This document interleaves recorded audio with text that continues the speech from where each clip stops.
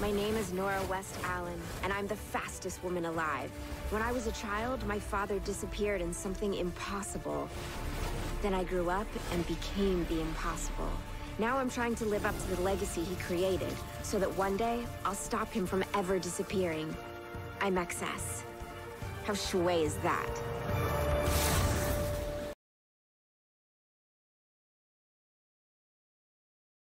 What is good, YouTube? Warstu here with a video on The Flash Season 5 Episode 1 called Nora, just Nora. So The Flash is back finally after the summer drought, after waiting so long to find out what the big mistake was, and we didn't find out absolutely anything to do that, but it was a very interesting episode and I really did like it. It's one of the best premiere episodes we've had in such a long time, and it sets a tone for a completely different show. No, not really. It sets the tone. It's going back to more of Season 1 and Season 2, and Nora, Jessica Candy Parker, is really going to be key to The Flash being good week to week. So if you're new to the channel, we do Marvel and DC related videos all week long. As you know, the channel was built upon Flash and Arrow, and that is what we are doing. So episode 1 of The Flash was called Nora. So something different happened this year. The episode started literally just where last season started, where the season finale started, you know, where it says, well, I made a big mistake. It picked up there, which was very good for once. We didn't get a massive time jump. We haven't missed anything. It's literally picked up where it ended, which is amazing. It's something that I really dislike about The Flash, that you have a time jump and then you're constantly looking at what happened in the previous time. So Nora Allen's big mistake. So we don't know what the big mistake is. They didn't really let on to anything, but based on the actress comments, we're going to find out in the first couple of episodes. So let's get into the actual video. So Nora essentially says her name is Nora West Allen, and she explains kind of why she came back. So it starts off with Barry Allen and Iris essentially trying to come to terms that they've got a daughter that is essentially the same age as them, but they don't know her. They've never met her. They missed out on a lot of things that actually they shouldn't have missed out on, and it would creep anyone out if someone turned up your door and was like, yeah, I'm your daughter, I'm 30 years old, yeah, I'm from the future, you don't actually know me, you've not actually had me yet, but where I'm from,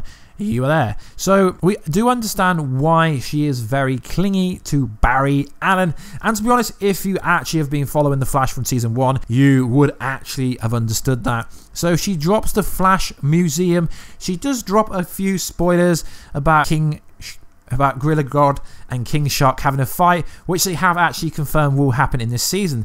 So Nora Allen is essentially stuck in our timeline, or essentially we are led to believe that she's stuck in the timeline. So she does give Barry Allen the Season 1 suit, and obviously Gridlock gets more powerful the more time Barry attacks him, and he absorbs dark matter. So essentially Gridlock destroys Barry Allen because of Nora trying to help. So you see the tachyon device again, but it doesn't work because Nora has negative tachyon inside her, which is interesting because Kid Flash goes to Legends and they're like, yeah, negative tachyon is a thing. We don't know why, we don't explain it. But then later on in the episode, we find out that Nora was trying to stay in the timeline because she didn't want to go home. So she had a device on her that stopped her from going back in time. So it's kind of some massive play on words, and it's kind of funny because Cisco is an irrelevant character. I don't really like him anymore, but Cisco always comes up with the name of Gridlock, and she named him Gridlock. Then later in the episode, she's like, yeah, Gridlock. So Ralph is trying to explain why Killer Frost isn't coming out, and she's like, yeah, Killer Frost is kind of hidden. She wasn't from the particle accelerate accident. So yeah, it's kind of interesting, and we'll come back to later on. So we find out Barry's like, I need to know what happened to me in the future. I need to know. This wasn't a perfect episode. It was a pretty good episode. So the fact that this season and show is based around Flash missing in Crisis, kind of already Barry should know why Nora is so clingy to her, because they've never met each other. She doesn't remember him. So she shows him a newspaper article from the year that she's from, and it reads like this: 25 years later, Flash still missing. Obviously in the comics, Flash is missing and then he reappears after fighting Anti-Monitor, but we're never going to get that. So essentially what I think Nora Allen's mission is, she's come back in time to try and stop her father from ever going missing, because as the Legends Legends explain, you can be in your wrong timeline as long as what you change isn't really big. So that kind of contradicts what Jay Garrick, the OG, says about when you change thinking times, it starts a ripple. But what they're essentially now saying, and it's kind of stopping this massive plot hole. We know the Flash has some big plot holes, but it's kind of stopping the plot hole theory where her being there is creating a plot hole, but it's not, because the Legends kind of explain to them that because they're not changing too much and important events, then she can stay there as long as she doesn't mess many things up. So we find out that the negative tachyon device, Nora's actually stopping herself from going back into the future because she grew up without a dad. Now, her dad's not actually dead, he's just missing. Obviously, with the reverse Flash fight, it does confirm that the 2024 accident does happen, and that will be season 10 if that happens. But what's interesting is in the newspaper article, the new one, the Central City Citizen logo, like the font, has changed. It's changed, and the image has changed because obviously it's later, 25 years later, and that newspaper article, the original one, was wrote when he disappeared. So she's like, yeah, I'm just trying to get to know you, and Barry kind of feels sorry because he grew up not knowing her, but realistically it wasn't Barry's fault. I'm presuming the Reverse Flash did something, and then they both get sucked up and end up somewhere. So we do get a massive comic book scene when Nora Allen, Barry Allen and Kid Flash phase an airplane through a bridge, which did happen in comics, so that's pretty cool. We do finally get to see the Flash ring pop out of the suit, the Flash ring come out of the suit. Realistically, that's quite expensive to do it, so I can't honestly see us seeing that scene very often because it would cost too much money, but it was pretty cool to see finally Barry Allen's new suit pop out of the Flash ring, which all us Flash fans have wanted for such a long time. But let me know down below, guys, do you think we're actually going to see the Flash suit pop out of the ring very often? And to see them phase through an airplane through a bridge is pretty interesting because they have done the train thing before, and we got a nice cameo from Harry from the OG Harrison Wells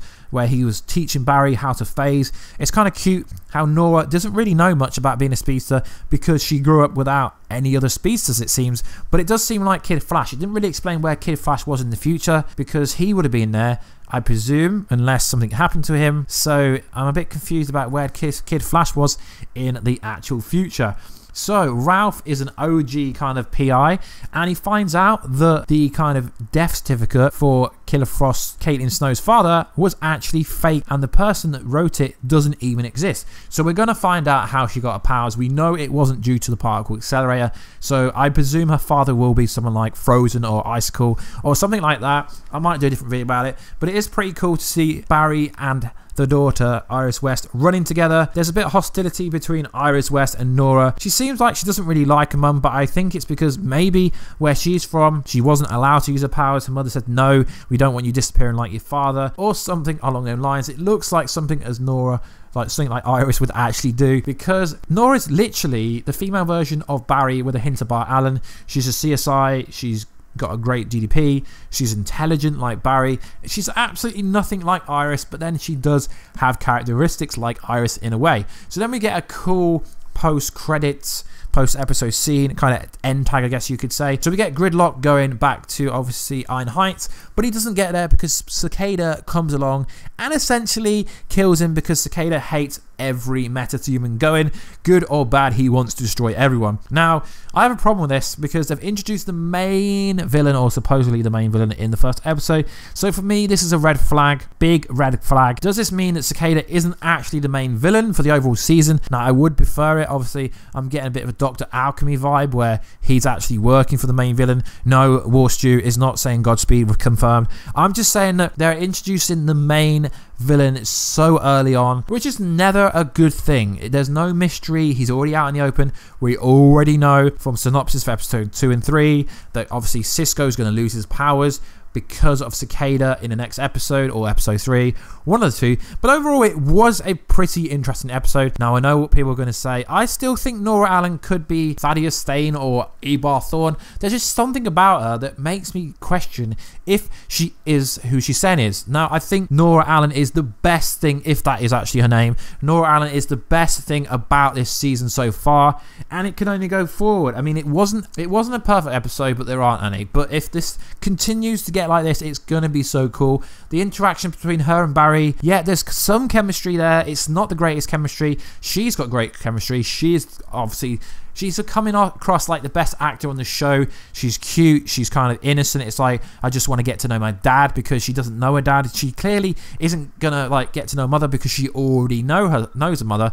But it's going to develop pretty interesting, and I can't wait for episode 2. I believe episode 2 is called Block. Now, guys, let me know in the comments down below. Do you agree with everything I say? Do you think Nora is really Reverse Flash? She probably isn't, but I'm always wary of these characters. Do you think Cicada is the overall villain? Is someone else the overall villain? Is he imposing to be the overall villain? I mean, the Cicada storyline is pretty cool. Now, we understand he's going to kill people with his lightning bolt dagger. We don't actually see it because it's a PG-13 show, but it's hinted that he will die, and I presume Barry Allen, and obviously he's a CSI, so he's going to see Gridlock dead and go to the crime scene at some point in episode 2. It's great to see Barry actually doing his job. But what's interesting is, like, so Barry Allen wasn't a CSI throughout the whole of season 4, and they didn't get anyone to like take his place, so he's got all these jobs to do. He's got a backlog of work just because they didn't hire anyone else to do his job. So it did start off pretty cool. I don't want to make this video too long, but yeah, this is how I'm going to review like the Flash season 5 this year. Just bluntly, one take, no clever scripting, just no editing obviously, but no scripting, just in one take, overlooking at pictures and seeing my overall thoughts. So guys, I would give it like an 8 or 9 out of 10 if I had to score it. Anyway guys, please like, subscribe and comment, and I will catch you in that comment section very soon. Catch ya later.